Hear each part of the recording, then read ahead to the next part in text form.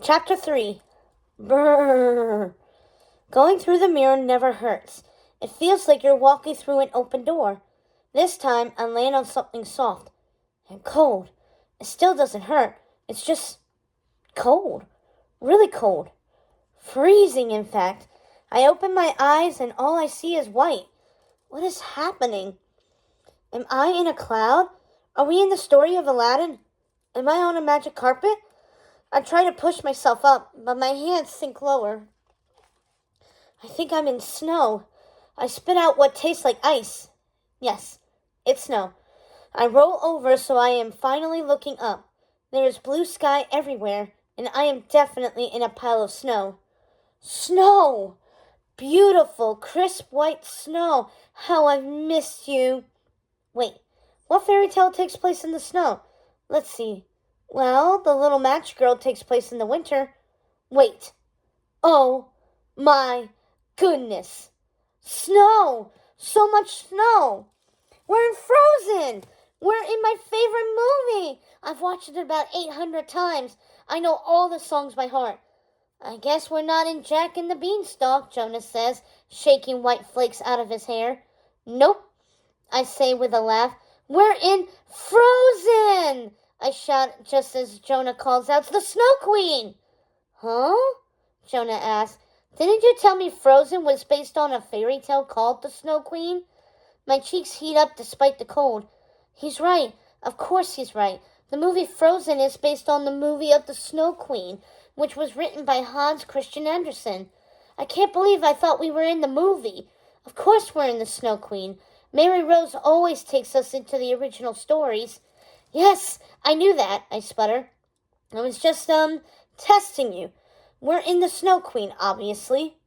Good, Jonas says. I only know the Frozen version, but at least you know the original, so we know what's going to happen.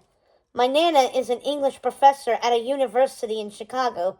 Before we moved to Smithville, she used to read us the original fairy tales all the time. I paid a lot more attention than Jonah did. Also, ever since we started going through the mirror, I've been rereading a lot of the tales on my own. I've read The Snow Queen a few times, not as many times as some of the others. It's broken up into 7 stories, or chapters. It's really long, and parts of it are kind of confusing.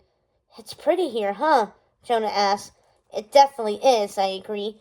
We're standing in the center of a flat, snowy field. It reminds me of a resort we went to last winter with our parents. They wanted us to try skiing. Jonah loved it. I did not. I spent most of the time tripping over my skis as Jonah sailed down the mountain. Anyway, the setting here looks a lot like that, except without the chairlifts, or skiers, or people at all.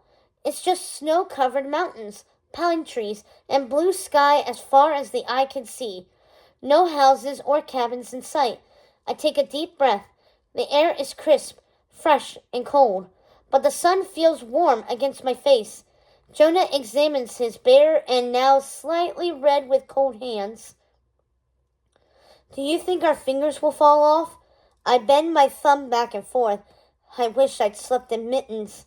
Maybe, I say. Then I wiggle my toes inside my socks. Good thing I'm wearing 2 pairs. At least the snow is soft and powdery and not soaking into my feet. Not yet. I wish we'd put on shoes, I say, or better yet, boots. I'm wearing slippers, Jonah points out. Lucky, I say, looking down. His slippers are warm and fake fur-lined. He got them for Hanukkah. I wish I had a pair. Like me, Jonah also has a fleece sweatshirt over his cozy charcoal gray PJs. His sweatshirt has a hood. I reach up to adjust my striped knit hat. Suddenly, I'm glad our house in Smithville has heating problems. Wait a sec. Is it possible that Mary Rose caused the recent heating problems so that Jonah and I would sleep in really warm clothes and be better prepared to visit the story? Jonah reaches out his ungloved hand and pulls me to my feet.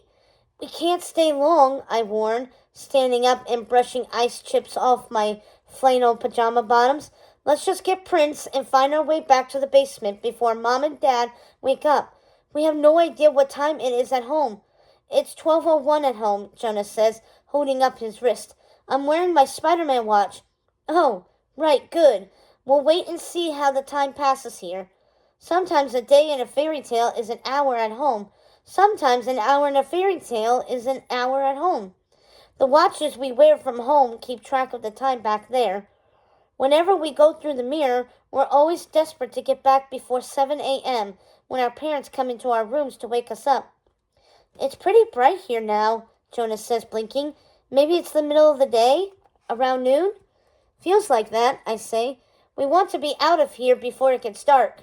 Without the sun, we'd definitely turn into icicles. Look at all the snow, Jonah cries out, scooping both arms full of it. I miss snow. Me too, I admit. It's like Naperville, but even better. Let's build a snow fort, he exclaims, crouching down. Jonah, I just told you we're in a rush. We have to find Prince, and we have to find the portal home. The portal home can be anything. A chimney, a window, a mirror, and we never know what it is until we knock on it. No snow forts, at least not until we find Prince in the portal home. What about a snowman? Jonah, we are not making a snowman. Hey, it's like I'm Anna and you're Elsa, he teases. You're refusing to build a snowman with me. I smile. You know we're not going to meet Elsa or Anna, right? His face falls. What? How come? They weren't in the original story. He pouts. What about Olaf, Kristoff? No and no. Is there even a snow queen? He asks with a sigh.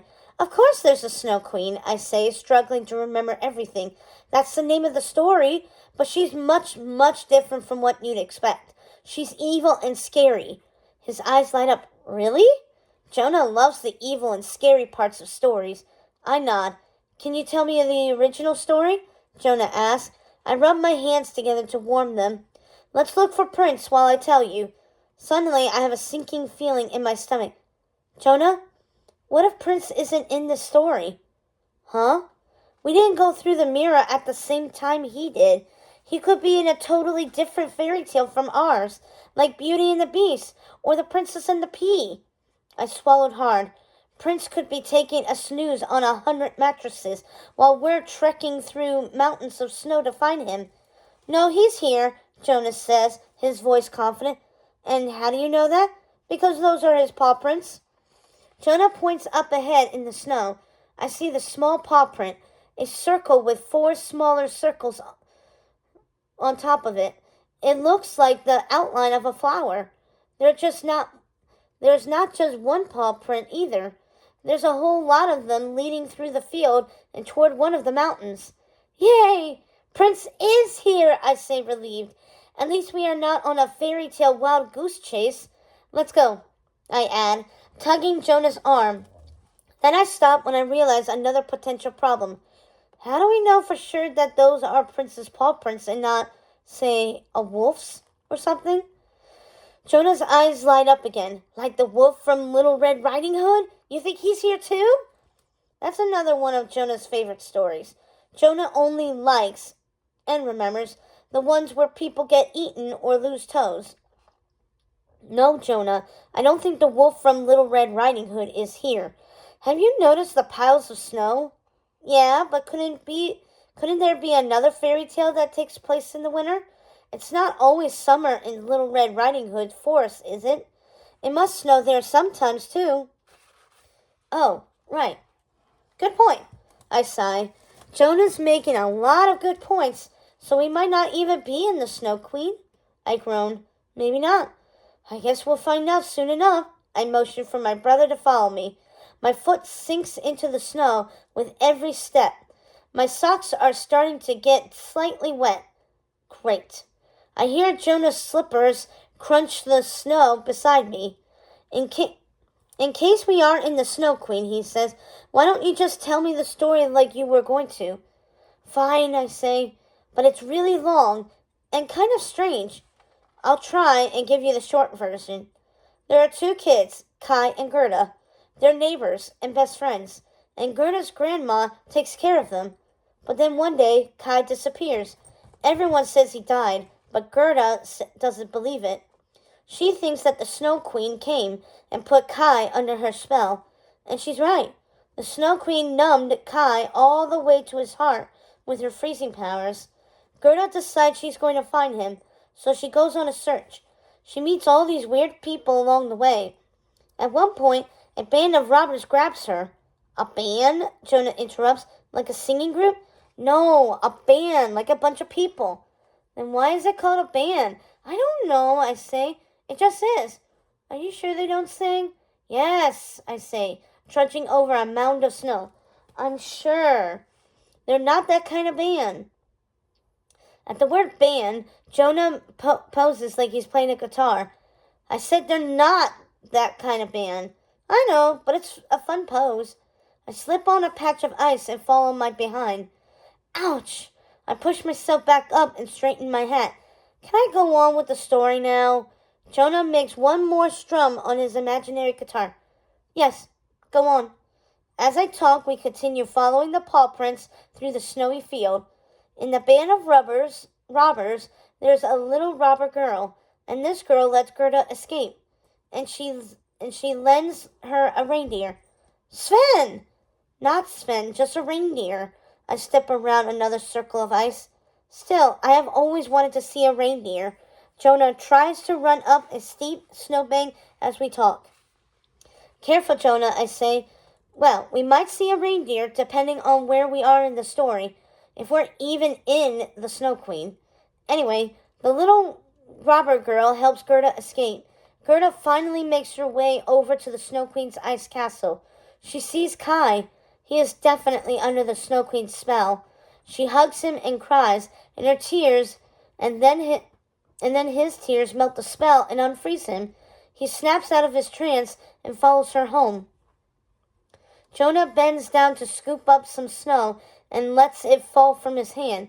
What happens to the Snow Queen? I shrug. Nothing. She's not there. What do you mean? I don't know. She's always at the end of the story, traveling or something.